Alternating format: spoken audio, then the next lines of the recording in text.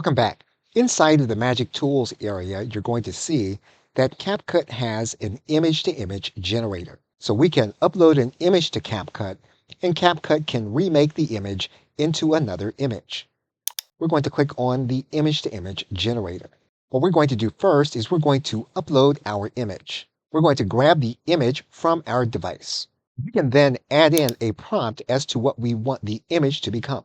We can choose the style of the image that we want. For example, we can choose an art image, we can choose anime, we can choose a collage. So basically, you can determine what style of image that you actually want. You can then choose how many images you want CapCut to generate.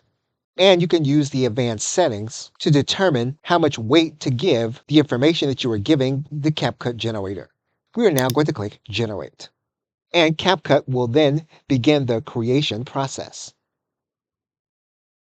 You will then see CapCut's version of the image that you asked it to create based on the image that you uploaded. When you click the Export All button, you can then export the images to your hard drive. Okay, so with that, thanks, and I will see you in another video.